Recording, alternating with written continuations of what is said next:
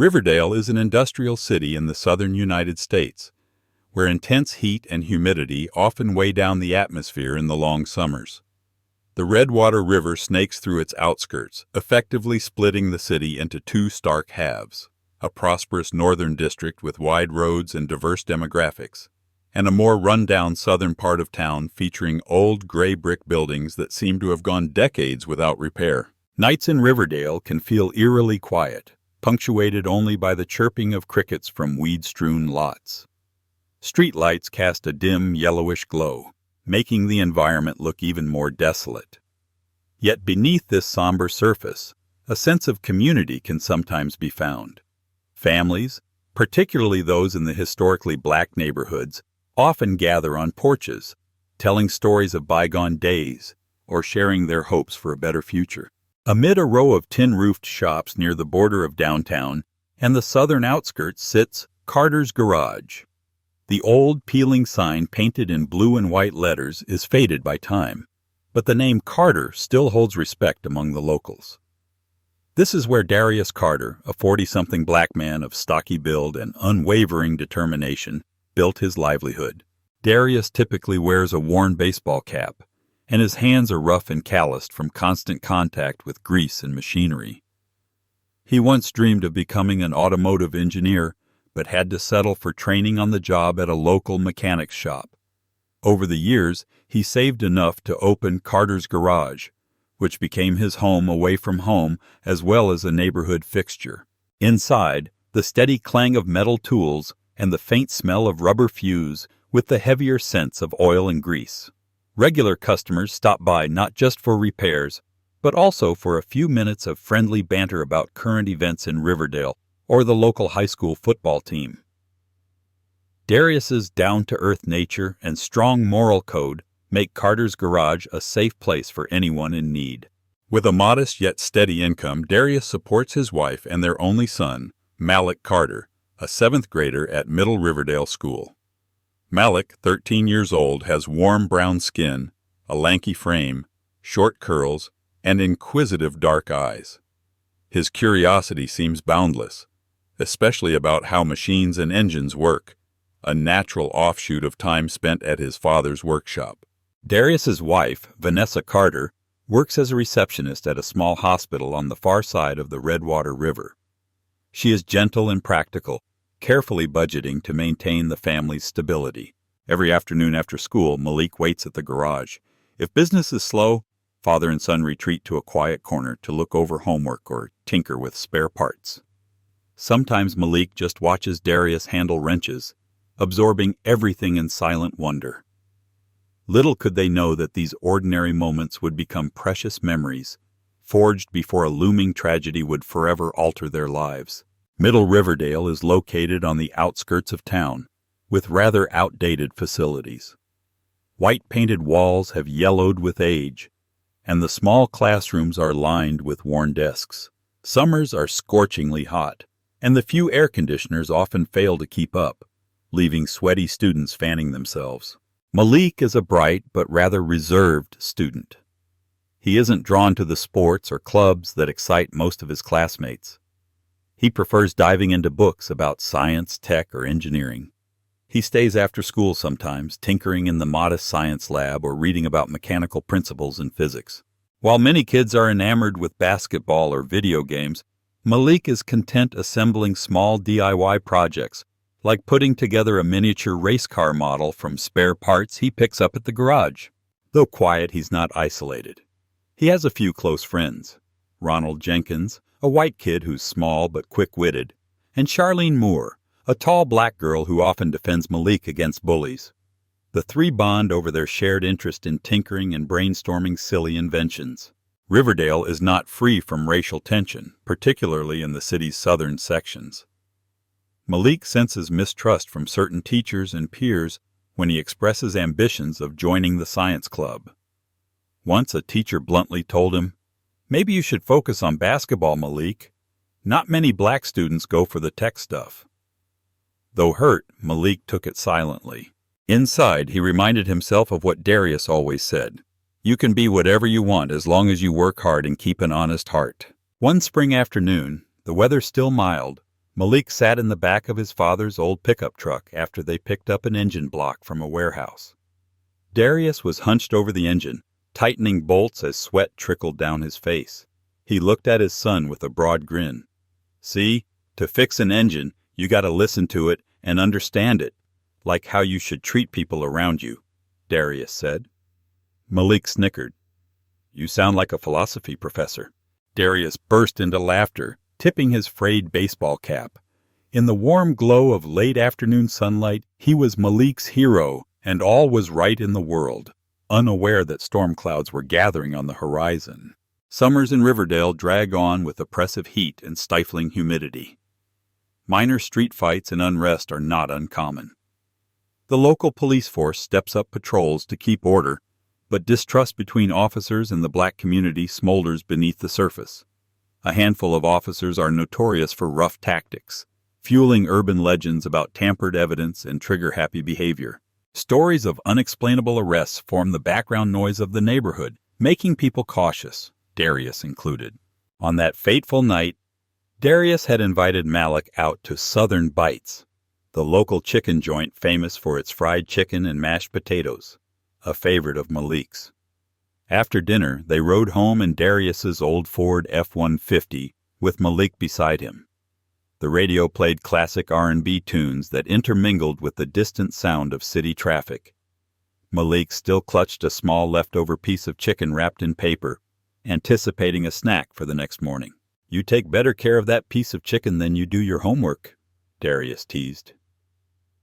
"Come on, you know I study and still want my chicken," Malik shot back in playful protest. They turned into a quiet side street bathed in the eerie glow of flickering streetlights. What came next would upend their entire world. Suddenly, red and blue lights flooded the darkness from behind, accompanied by the high-pitched wail of a police siren. Darius glanced in the rearview mirror and spoke calmly.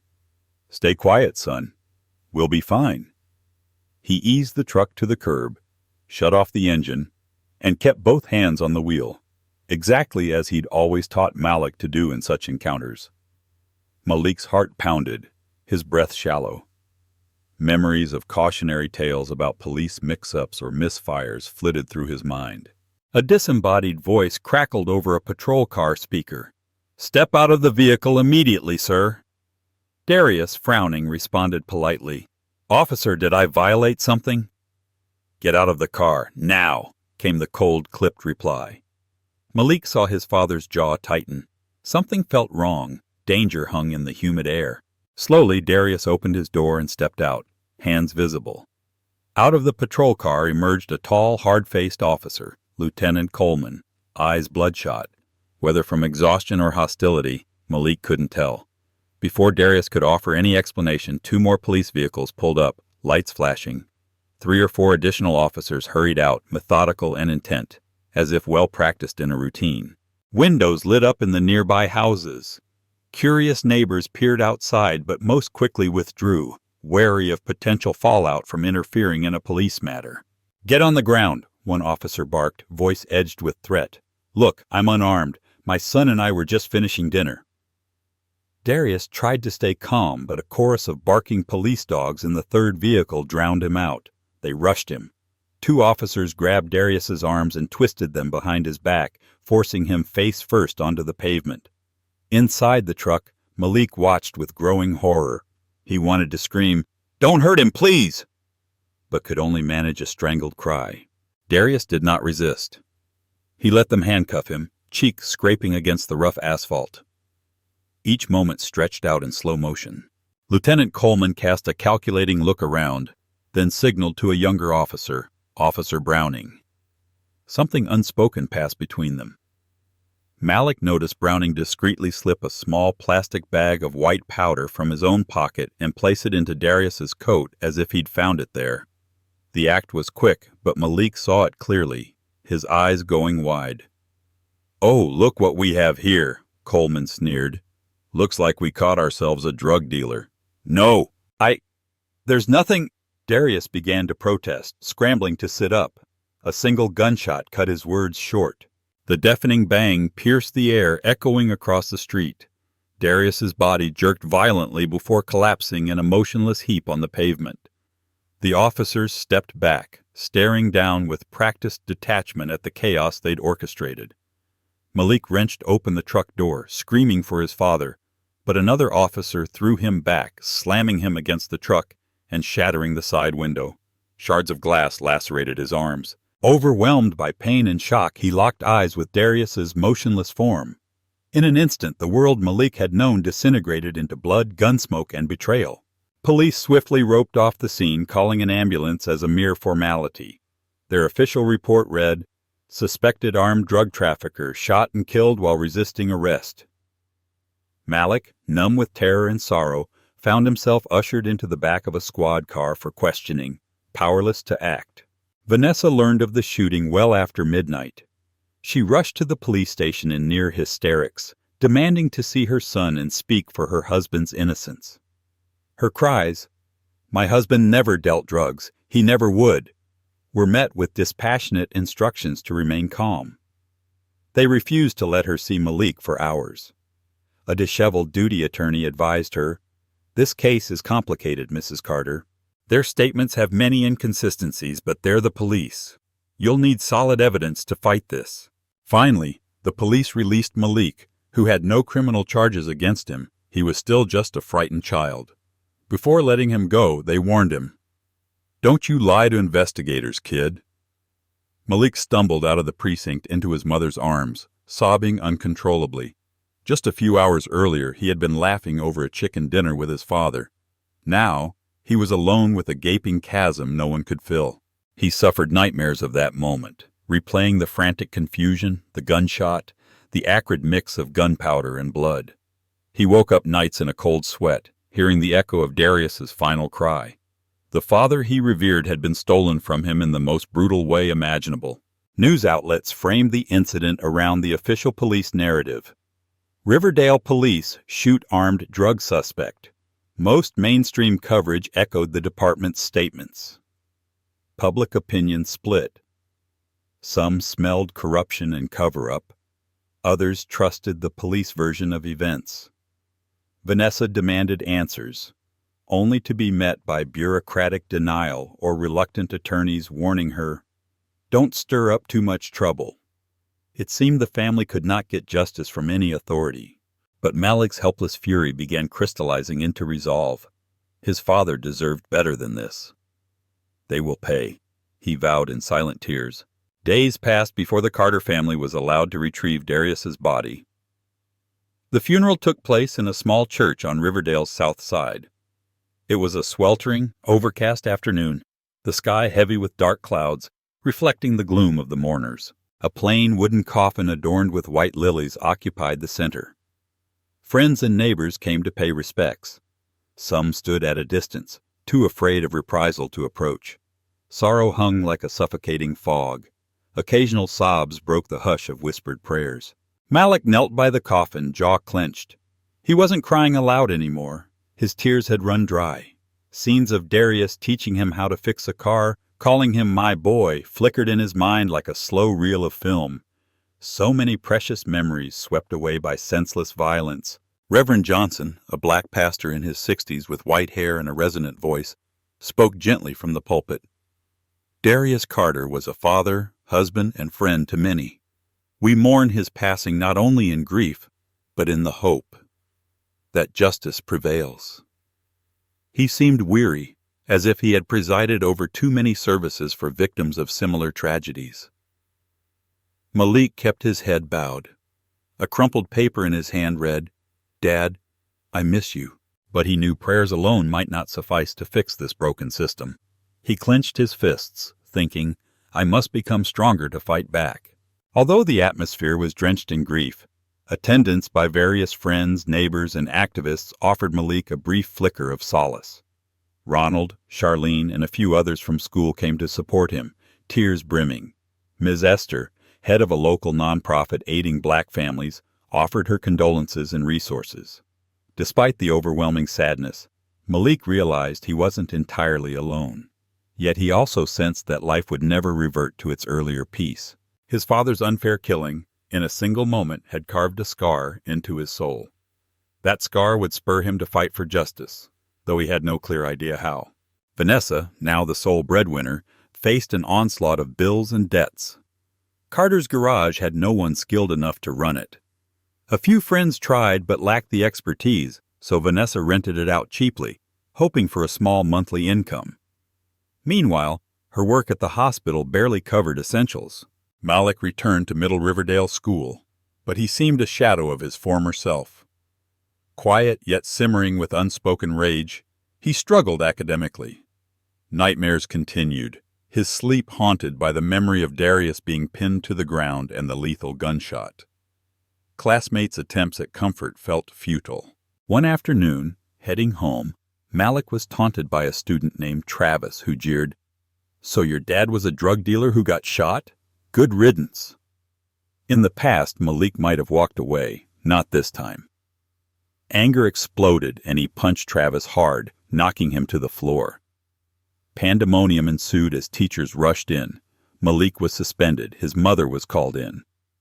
Vanessa, distraught, pleaded, "He's not a violent kid. He's been through so much," his homeroom teacher, Ms. Garcia, advised Vanessa to get Malik counseling, but therapy was beyond their means. Financial strains and sorrow loomed large. As if on cue, Ms. Esther, the activist who had come to Darius's funeral, stepped in. She had worked for years counseling at-risk youth. Meeting Malik at school, she calmly said, "I know you're hurting, Malik. You're angry because you couldn't save your father, and life is unfair. But violence isn't the only path." At first, Malik said nothing. Ms. Esther shared stories of children who'd lost parents to violence, urging him to channel his pain into something constructive. Over a series of one-on-one talks, Malik slowly opened up. He confessed his dream to be an engineer, or to somehow help those who, like his father, had been robbed of justice. "My boy, you're still so young," Ms. Esther said gently. "But you have a future. Use it well, so no one else endures what you did."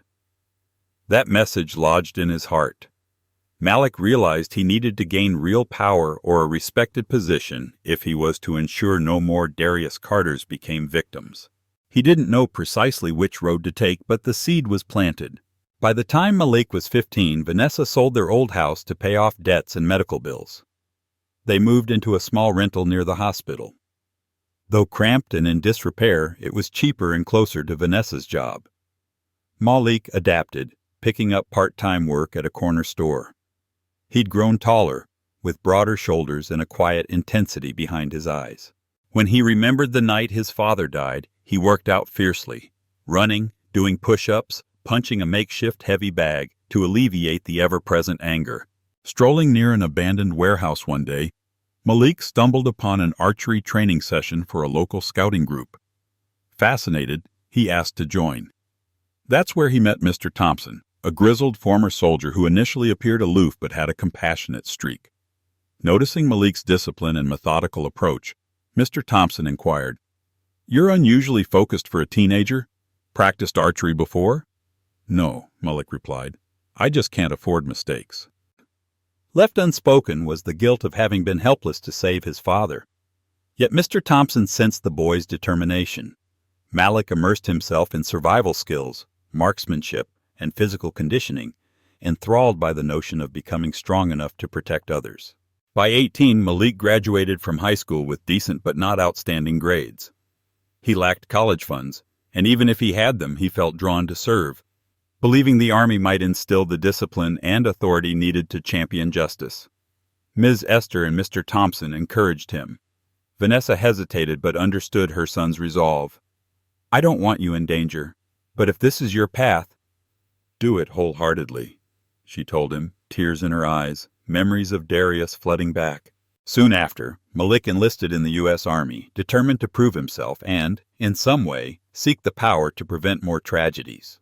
At Fort Redwood's basic training camp, Malik was introduced to brutal physical drills.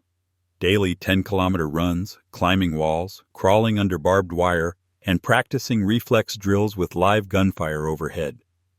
Drill sergeants barked orders nonstop, forbidding complaints. Night after night, Malik collapsed into his bunk, muscles on fire. But every time he felt like quitting, he remembered the way his father had been taken from him. I have to become stronger, he kept telling himself. He learned to bottle up anger, channel it into discipline. Even the occasional racial jibes from certain recruits were met with a steely silence. Malik realized how critical teamwork was.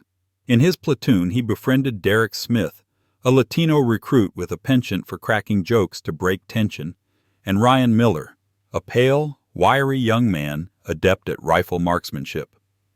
Once, during an overnight supply run, Ryan sprained an ankle and couldn't scale a wall. Malik and Derek risked disciplinary action by hauling him over, slowing their group but preserving its integrity. Their commanding officers noted Malik's selflessness and quiet leadership. He was the one who put the unit's survival above individual accolades. During a marksmanship exercise, Malik displayed exceptional accuracy. Captain Campbell, the supervising officer, approached him. "Private Carter, you have an eagle eye. Where'd you learn to shoot like that?" "I haven't had formal training, sir," Malik said, not wanting to delve into personal tragedies. Captain Campbell gave a thoughtful nod. "Well, keep honing those skills. Once you complete basic, I might recommend you for advanced training if you're interested." Malik looked him in the eye, determination shining through. "Yes, sir, I'm ready." Upon finishing basic, Malik was selected for Ranger School, a demanding advanced leadership course famed for its physical and mental rigors. He endured grueling 20-hour missions, wilderness survival with minimal rations, and relentless group tasks. Malik often felt on the verge of collapse but clung to the memory of Darius. "I can't give up," he'd chant silently. He showed particular aptitude in balancing team welfare with mission success, completing each phase with commendable marks. Eventually, Malik graduated, earning the coveted Ranger tab. After Ranger School, Malik deployed overseas on security support assignments and small-scale anti-terror operations. With each mission, he gained experience and rank, rising from private to private first class, then specialist and sergeant. In every action, he tried to protect innocent civilians. He took great satisfaction in rescuing hostages or providing aid, recalling that no one had been there to save his father. Officers soon took note of Malik's capabilities and recommended him for Delta Force, an elite counterterrorism unit with top-secret missions. For many soldiers, Delta Force represents the pinnacle of special operations. Entrance requires passing a punishing selection process, testing intellect, endurance, and mental fortitude. Malik's gut response was immediate. "If reaching the top gives me a louder voice, if I can use that power for justice, then I must try." Delta Force selection is infamous. Malik joined a small group of the Army's best, navigating endless marches through rugged mountains with only a compass and rudimentary maps. Candidates were pressed to make life-or-death decisions under severe sleep deprivation and stress. Many dropped out. Malik nearly did too, but thoughts of his father's death fueled him forward. "I won't falter. Not again." After countless trials, only a fraction remained, and Malik stood among them. As a newly minted operator, Malik participated in classified missions to dismantle terror cells and free hostages. In one operation in the Middle East, he bravely charged a heavily guarded room to neutralize a threat before it could kill innocent captives. That day, he tasted the fulfillment of truly saving lives. Later, seeing the relief and tears of rescued families, he silently lamented, "If only someone had been there for Dad." He couldn't change the past, but he could prevent others from suffering the same loss. Among his Delta colleagues, Malik became known for his blend of fierce combat skill and genuine empathy. He was quick to share his last meal with local civilians or to ensure women and children were kept safely out of crossfire. Some in the unit dubbed him Guardian for his protective nature. While on assignment abroad, Malik received an urgent message. Vanessa had been hospitalized. Alarmed, he took leave and flew home. At the hospital, he found his mother frail and pale in a ward bed. The doctor diagnosed early-stage liver cancer, treatable but demanding long-term care. Malik clutched his mother's hand. "I'm here now, Mom. Don't worry, I'll take care of you." Despite her exhaustion, Vanessa gave a brave smile. "You've grown up so much. Your father would be proud." Malik utilized his military health insurance and personal savings to support her treatment. Day after day, he visited the hospital, reconnecting with old acquaintances who marveled at the boy who had become a hardened special operator. During a supply run for hospital necessities, Malik spotted a police officer in uniform. A face burned into his memory. Officer Browning, the man who had planted the fake drugs and fired the fatal shot. Browning appeared entirely at ease, a promoted rank on his badge. Malik's stomach clenched. How was this man still free, presumably thriving? A tempest of fury and pain churned inside him. It's so unfair. He tailed the officer from a distance, torn between confronting him and knowing the risks of vigilantism, especially with the Army's strict regulations. Still, the question loomed, will I ever see justice for my father? Captain Campbell happened to be in Riverdale on temporary duty. Learning of Malik's situation, he visited the hospital to check on Vanessa and speak privately with Malik. "I know you want justice, Carter," Campbell said, voice calm. "But we're soldiers, sworn to the law. Find a lawful path to expose him. A personal vendetta risks everything you've earned." Malik nodded, a war raging inside him. As a Delta Force operator, he had the skills to deliver personal vengeance, but he also had sworn to uphold a code. Malik turned to Ms. Esther, the activist who once counseled him. Now she ran a legal advocacy group called Justice for All, known for winning cases against police misconduct. Over coffee in a cramped office, Malik recounted every detail from that tragic night, including Browning planting the drugs. "Can you help me take this to court?" he asked. "I don't want to kill him. I want him to face the law." Ms. Esther nodded. "I tried looking into your father's case years ago but lacked witnesses. Let's reopen the file. If we dig up real evidence, we can force a trial." She introduced Malik to James Whitmore, a tenacious civil rights attorney. Together they launched their own investigation, scouring the old police files. An anonymous tip reached them.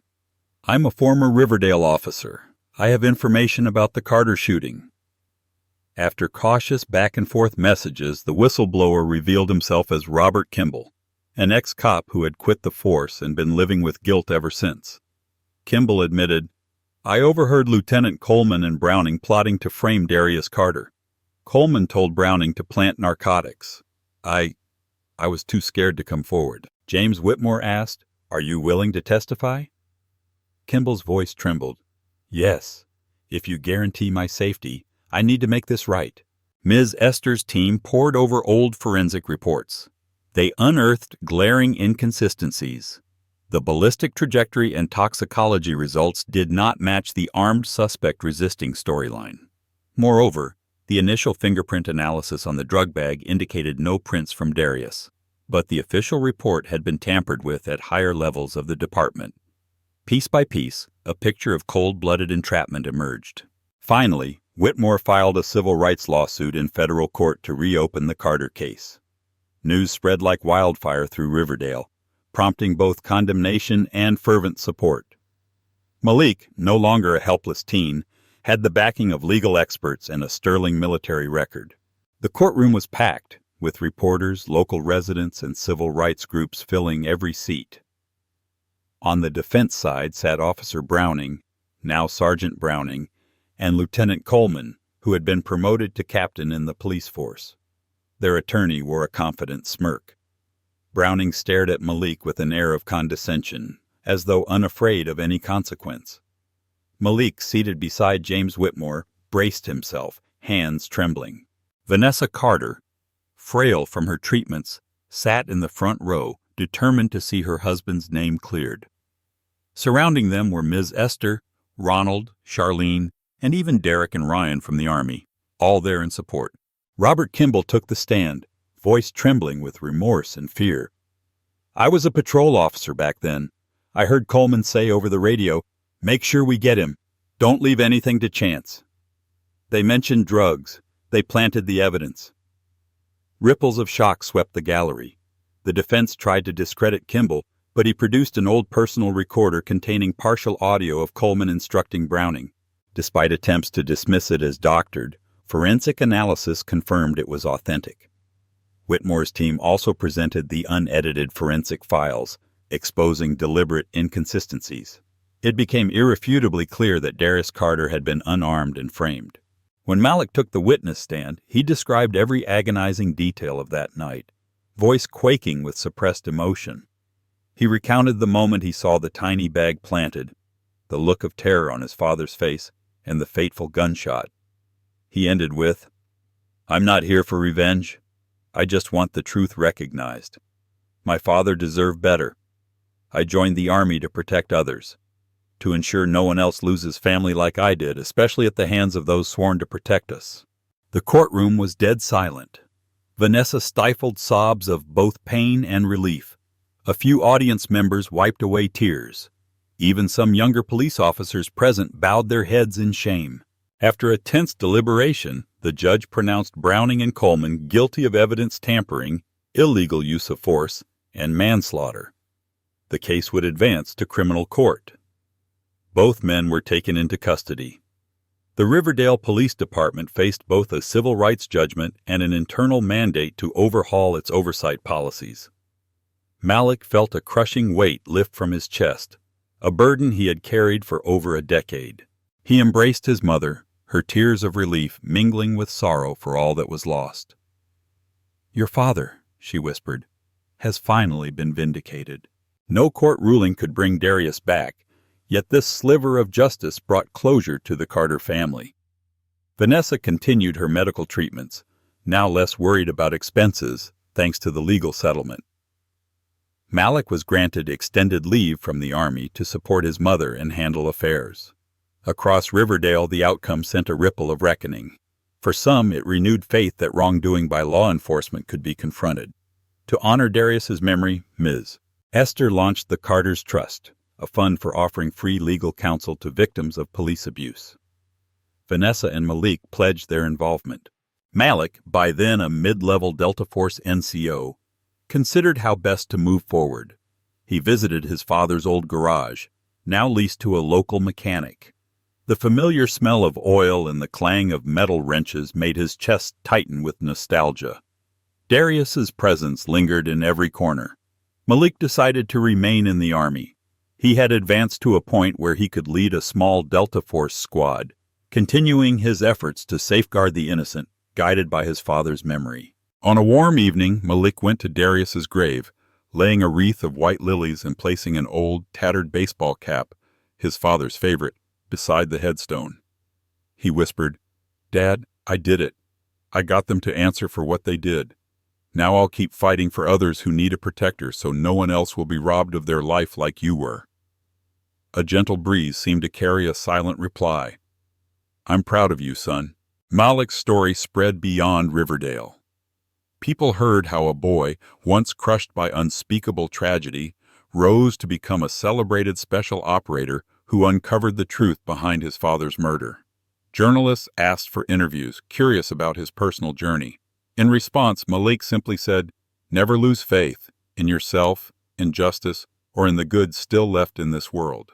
The tale concludes at dusk on the banks of the Redwater River, the sky tinted orange and gold. Malik, Vanessa, and their close friends gather on a small porch, speaking softly about the future, about expanding Carter's Trust to aid others. From the distance, the church bells chime. Though the hot summer night is thick with humidity, there is a sense of calm that was long denied them. Malik's life does not end here. He will continue his military career, leading high-stakes missions as a Delta Force operative. Most importantly, his journey serves as proof that a tragic past can transform an individual into a beacon of justice. His father's wrongful death remains a scar, but it is a scar that fuels Malik's dedication to uphold the ideals of equality, truth, and protection for the vulnerable.